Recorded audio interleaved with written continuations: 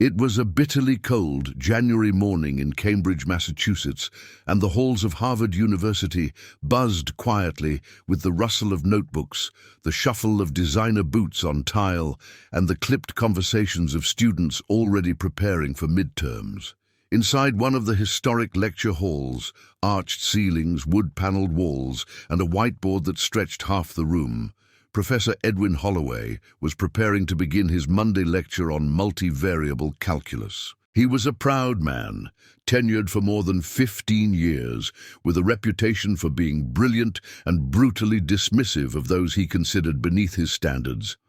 That morning, as students filed into the room with steaming cups of coffee and tired eyes, something caught the professor's attention, a janitor entering quietly through the back door with a young girl at his side. "Excuse me," Professor Holloway called out sharply, annoyed. "Maintenance hours are posted. This room is in use." The janitor, Raymond Porter, paused and offered a gentle nod. He was tall, in his early 40s, with kind eyes and worn hands that had scrubbed those very floors for the past 15 years. "Apologies, sir," he said humbly. "I didn't have anyone to watch my daughter this morning. She'll just sit quietly in the back while I clean." Professor Holloway looked the girl over. She couldn't have been older than 14, small-framed, wearing a second-hand coat too large for her, holding a book clutched to her chest like a lifeline. "Well," Holloway scoffed, "perhaps she'll learn something while she's here. Lord knows her father won't be teaching her any calculus." A few students chuckled under their breath. Raymond's jaw tightened, but he said nothing. He just led his daughter to the corner and gave her a nod before returning to the hallway. The girl, Janiah, quietly opened the book in her lap. It wasn't a novel or a coloring book. It was an old calculus textbook, one she had borrowed from her father's storage closet. She read through it every day, solving problems on the back of napkins and scrap paper while her father worked nights. Professor Holloway began the lecture, writing a long, complicated equation on the board. "This," he announced with pride, "is an example of vector field divergence in three-dimensional space. If any of you can solve this without guidance, I'll recommend you for graduate-level consideration." He turned to the room. Dead silence. No student moved. The problem was beyond most of them. And then a voice, soft and hesitant, came from the back. "Sir, I think there's a mistake." Everyone turned. Professor Holloway blinked, not sure he heard correctly. "Excuse me," he said. Jania stood slowly, holding her book. Her voice was barely above a whisper. "Your coefficient before the partial derivative is inverted. It would change the entire result." Murmurs swept through the room. The professor narrowed his eyes. "If you're so..." "Sure, come up and solve it," he said coldly, assuming she would back down. But she didn't. Jania walked up slowly and took the marker from the tray. She stood before the massive whiteboard and began rewriting the problem, carefully correcting the equation. Her hand trembled slightly, but her logic didn't falter. She adjusted the limits of integration, corrected the signs, and solved it cleanly, then underlined the final answer. Silence. Holloway stared at the board. He said nothing, because the girl was right. Professor Holloway stood still, the marker in his hand, frozen mid-air. The equation Jania had rewritten was flawless. Clean lines, accurate variables, and a solution that not only corrected his mistake, but went beyond it, explaining the divergence theorem with a precision he hadn't seen from a freshman in years. He cleared his throat, but no words came. The students were stunned into silence. A few exchanged looks of disbelief. One student, Michael, a sophomore majoring in engineering, leaned toward his friend and whispered, "Did that janitor's kid just school Holloway?"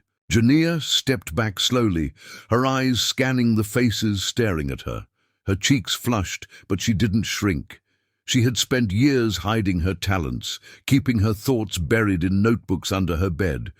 But something about this moment, this chance to stand in front of people who had already judged her, made her feel different, stronger. Professor Holloway adjusted his glasses and finally spoke. "What's your name?" "Jania Porter," she said, her voice steady. He nodded slowly. "You're Raymond Porter's daughter?" She nodded. "Well," he muttered, tapping his marker against the board. "You certainly have an eye for detail."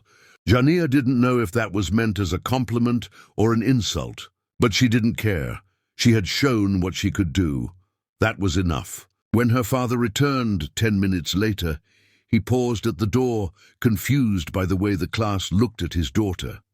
She ran to him, whispered what had happened, and for the first time in a long time, Raymond smiled with pride so deep it filled the room. Later that afternoon, as students shared what had happened on social media, the story took off. Posts titled, "Harvard Janitor's Daughter Corrects Professor in Front of Full Class" went viral. Videos showed Jania at the board, solving the equation with confidence. Comments poured in from across the country, some amazed, some skeptical, most inspired. By the end of the week, Harvard's Office of Admissions had already scheduled a meeting with Jania and her father. Though she wasn't of college age, her talent demanded attention. Professors from the mathematics department invited her to attend lectures. They asked to see her notebooks and were stunned by the complexity of her independent work. One professor, Dr. Eleanor Shaw, was so impressed she took Jania on as a mentee. "Genius," she said. "Pure and unpolished, but genius." News outlets picked up the story. Harvard Magazine ran a feature titled "From Mop to Mind, A Janitor's Daughter Redefines Potential." Interviews followed. College scouts began contacting her father, asking about long-term plans, offering prep programs and early scholarships. But for Jania, the biggest moment came months later, during a university-sponsored youth conference where she was invited to speak. She stood on the same stage her father had once silently cleaned. She wore a blazer borrowed from Dr. Shaw and clutched a note card in her hand. But when the applause died down and the spotlight landed on her, she set the card aside. "My name is Jania Porter," she said. "I used to sit quietly while my father mopped your floors. Some people laughed when I walked into a classroom, but I wasn't there to be seen. I was there to learn. And if I learned anything, it's that brilliance doesn't always come from the front row. Sometimes it waits in the back, quietly." The crowd stood. The applause was louder than anything she had heard before. And somewhere in that crowd, her father wiped away a tear. He knew she had just opened the door, not just for herself, but for every child like her still waiting to be seen.